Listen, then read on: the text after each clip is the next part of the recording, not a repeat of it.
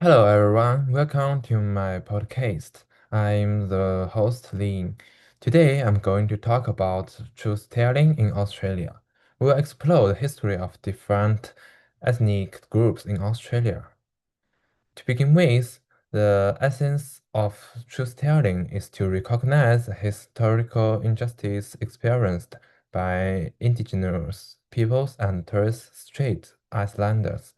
In this process, it's not only necessary to acknowledge the facts, but also to understand the long-term impacts of colonization, such as control laws, identity issues, and persistence inequity. From two perspective, for indigenous people, telling the truth is to let society hear their voices and to have their experience recognized by the public. On the other hand, some non-indigenous Australians may have different views on these issues. They might regard them past events and think they have nothing to do with their character interests. Due to these different opinions, the public understanding of truth have becoming a complex national issue.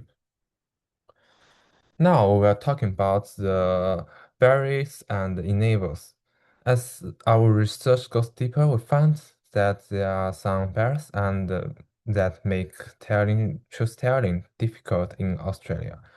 One of the main barriers is the fear of related remarks. Some people may feel uncomfortable or worry about saying something wrong when they talking about these issues. Another barrier is the insufficient politicization of historical knowledge. In this part, the negative impact of colonization will often not fully discussed. That will limit the public understanding. However, there are some important enablers can suitable truth telling. The improvement of education quality can help young people meet more complete historical truths. They are more likely to accept different viewpoints. Face these challenges and assistance, we should enhance our correct understanding of the true history.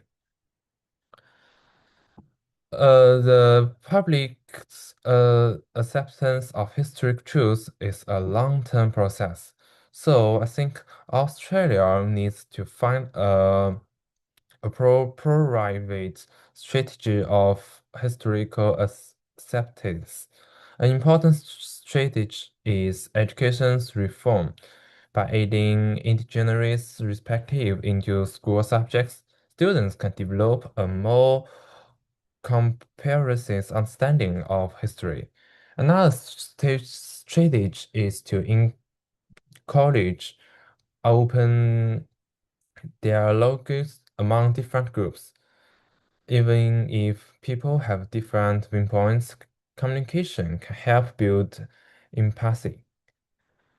Now we will chat with Dr. Mitch Tamp to further understanding the importance of truth telling and the Australia's truth history.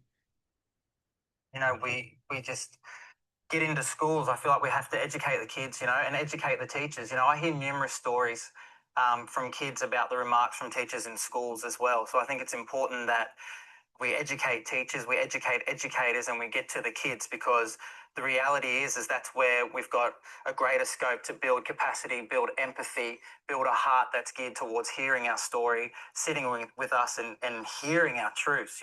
We can't turn our head away anymore to the truth of what happened here. And it's not to point fingers. And I don't come from that position, because I want to bring us all together so we can heal.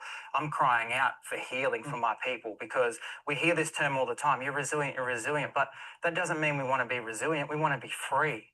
We want to be trauma free. This transgenerational trauma stuff, it is scientifically proven that it can be passed on through the DNA. It is real. So to answer your Okay, that's important. That's thank you to Michi Tambo. Okay, finally, to sum up, truth telling in Australia is a complex process While it may be comfortable to someone at sometimes, it is also an important step towards building a more hon- honest and inclusive society in Australia. Thank you for listening. I'm Liying. Looking forward to see you next time.